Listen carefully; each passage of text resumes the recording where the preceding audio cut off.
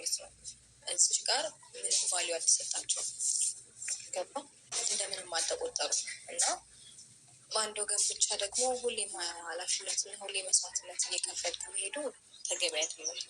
ትዳር በሁለቱም በኩል የራሳችንን ኃላፊነት ስንወጣ ትዳራችንን ስናከብር ገባ ትዳር የሚባለው ነገር ትርጉም ሲኖረው ነው ደስ የሚለው ማለት ነው። ሁላችሁም እየመጣችሁ በየተራ የምጨቀጭቋት ነገርስ እንዲህ በህይወት እንደው በቃ ደስተኛ ወይ ደግሞ ራሷን በቃ ራሷን ሆና እንዳትመጣ ነው። እናንተ ምንድን ነው የምትፈልጉት ከሷ? ግን ሼም ነው በእውነት እንዴ! ሲጀመር እናንተ እኮ ማለት ነው እናንተ ብትፈልጉ እሱ ልጅቷ አይፈልግም ወንድምህ ተብዬው ማለት ነው። ሲጀመር ገባ መጀመሪያ አብርሽ ተብዬው አንተ እሷን አይፈልግም።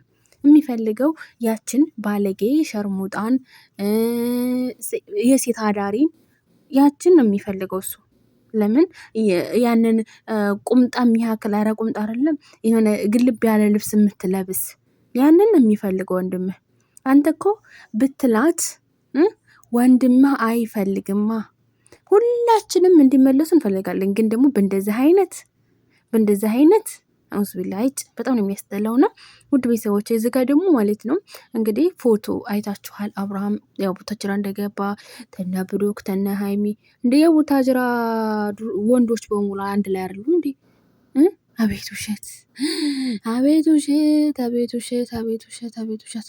ደግሞ እኮ ማለት ነው እንደ ወዳጅ ነው ብለው ደግሞ የሚቀርቡት ነገርስ ጋይስ እነዚህ አመዲያም ቅማላም ሁላ ማለት ነው። ቅማላም ሁላ። አሰላሙ አለይኩም ሰላም ሰላም፣ ውድ ቤተሰቦች እንዴት ናችሁ? ደህና ናችሁ? ባላችሁበት ሰላማችሁ ብዙ ተረፍ ይበልልኝ። ለቪዲዮ አዲስ ከሆናችሁ ላይክ፣ ሼር፣ ሰብስክራይብ እያደርጋችሁ ለቤቴ ማለት ነው። ሶሪ ያው ሩታዬ ስለመጣኝ በጣም ደስ ብሎኛል ማለት ነው። ለማንኛውም ቪዲዮ እስከ መጨረሻ ተከታተሉላችኋለሁ። ሩታዬ የኔ ወርቅ፣ የኔ ጨረቃ፣ የኔ ሁሉ ነገር በጣም ደስ ብሎኛል ስላየሁሽ። በጣም አፍቅሽ የነበረ እውነት ለመናገር ጥፍት ስትይ በጣም የሚያሳስበውና ፈጣሪ ይጠብቅልን። በመጀመሪያ እንግዲህ ያው ኤፍሬም መጥቷል ማለት ነው። ታውቃላችሁ ኤፍሬም ተብዬው ማለት ነው። እና እሱ የመጣበት ምክንያት ደግሞ ያው በፍቺ ጉዳይ ነው። አቁሚ ለማለት ማለት ነው። እና እስቲ ጥያቄ ልጠይቅ አንተ ኤፍሬም ተብዬው ማለት ነው። እውነቴን ነው ወንድምህ ይሄንን መፋታቱን ፈልጎት አይደለ እንዴ? ከሴት ጋር ሽሩሩ ሲታመም እንደዚህ አጭር ልብስ ለብሳ አጠገቡ ጉልት ብላ አይኑን እያየች እሱ አይኑን እያየ ፈልጎ አይደለ ያንኛው እሱ ወንድምህ። ስለዚህ ሩታን ደግሞ ስለማይፈልግ ሩታዬ ደግሞ ቁጥብ ስነ ስርዓት ልብሷ በተግባር የምታሳይ በቃ ንቁ ጀግና የሆነ ሴት ናት። ለምን በቃ ለሱ አትገባውማ። ብትገባው ኖሮ እኮ እንደዚህ አይባልግም ነበረ። አንተ ብትፈልግ እኛ ብንፈልግ እሱ ልጅቷ አይፈልግም። በግድ የለም እኮ ሀላስ ወንድምህ የሚመርጠውን መርጧል። እኛም ደግሞ የምንመርጠውን የምንይዘውን መርጠናል። ሀላስ ሩታዬን ተዋት፣ በቃ አትጨቅጭቋት። እየመጣችሁ 30 ጊዜ ሩታ እንደዛ አርጌ፣ ሩታ ቸኩለሻል፣ ሩታ ትዳርሽ ነው፣ ትዳር ለማፍረስ አንደኛ ነው አንድ ቀን የሚፈጀው፣ ሩታ ትዳርን ለመገንባት ግን ብዙ አመት ነው የሚፈጀው። ኖ ተሳስታ። ብዙ ዋጋ የከፈለችው ብዙ ነገሮች ያደረገችው ሩታ ናት። ብዙ ነገር ጠብቃለች። ተው አስተካክል። እሷ ሲጀመር ደግሞ የማትፈልገው ባሏ ሌላ ሴት እሽሩሩ እንዳይል፣ ሌላ ሴት ጋር እየሮጠ እንዳይሄድ ብዙ ጊዜ መክረዋል። ሚዲያ ላይ እያየን ነው አይደለ እንዴ? እሱ ታጥቦ ጭቃ እዛው ነው የሚገባውና አንተ የምትፈልገው እና ኦዲስ የሚፈልገው ነገር በፍጹም አይሆንም። እውነቴን ነው። ተዋት በቃ ትኖርበት፣ ፏት በልበት በራሷ ማለት ነው።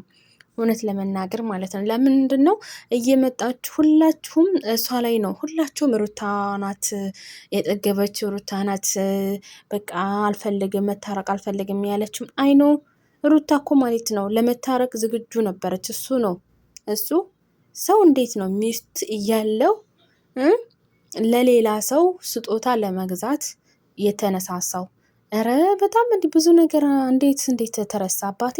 እንዴት ብቻ ሩታን ተዋት። እነዚህ የጠገቡለት ሞታ ይገኝላል። አንድ ቀን ሁሉም ሲወርቁ እናያለን ማለት ነው። ግን ደግሞ እዚህ ጋር ምግብ እየበላ ምናምን ክትፎ ምናምን እዚህ ጋር እናንተ ደግሞ ሩታን ምንም ውሃ ራሱ ላንጣልሽ ራሱ አላልክ ብትል ራሱ አልፈልግም ራሱ ብትል ችግር የለውም ጠጭ ማለት አለብህ። አዎ እንዴ ምንም ቢሆን እኮ የገቢ መንጫቸውን አትሩታ ሀብቴ። አዎ ምንም ቢሆን ማለት ነው። እና ውሃ ማምጣት ነበር ያለብህ ባዶዋን ተምታዳርቃት ማለት ነው። እንዲህ ምንድን ነው ነገሩ? እና ሩታዬ የኔ ጀግና እውነት ለመናገር እንዳሰሚያቸው አንቺ ልብሽ ደስ ያለውን ማለት ነው አርጊ። በቃ ያመንሽበትን አንድ ሰው ያመነበት ላይ ነው በቃ እንትን የሚለው የሆነ ክርር የሚያረገው። እሷ ደግሞ ብዙ ጊዜ በቃ ታግላለች። እኛ እያየናት ስለሆነ ማለት ነው። እንግዲህ እኛ ሴት ስለሆነ እንረዳለን። እንግዲህ ወንድን አትረዱም ትላላችሁ፣ እኛ ወንዶችንም እንረዳለን። ለምንድን ነው ወንዶቹ ወስላታ ታልሆኑ በደንብ ነው የምንረዳቸው።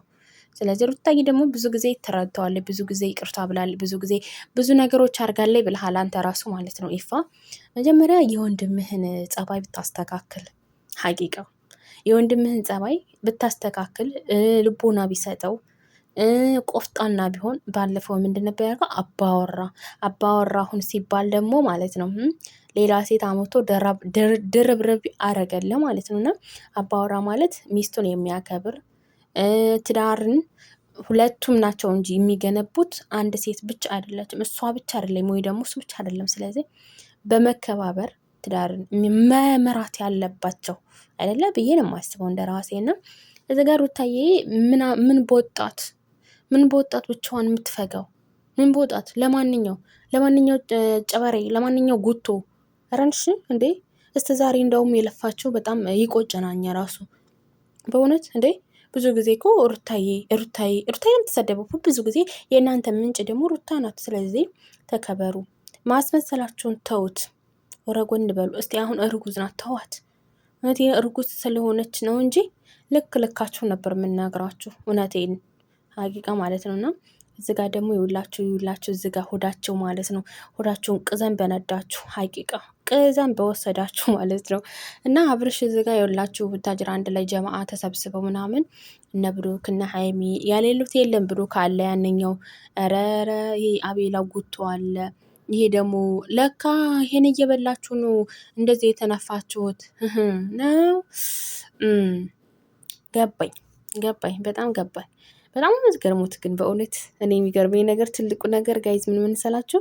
ሚስትን አስቀምጦ ሆዱን ሲሞላ ጋይዝ፣ ሆዱን ሲሞላ ማለት ነው። ያሳዝናል እውነት ለመናገር ማለት ነው። እና በጣም ታስጠላላችሁ። ሼም ነው እና እኔ የምለው ነገር ቢኖር ጋይዝ እንግዲህ ያው ይፋ እንግዲህ ሩታዬን ፍቺውን አቁሚ ወይ ፍቺውን አርዝሚው ምናምን እያለ ብዙ ጊዜ እየተከራከራት ነበረ።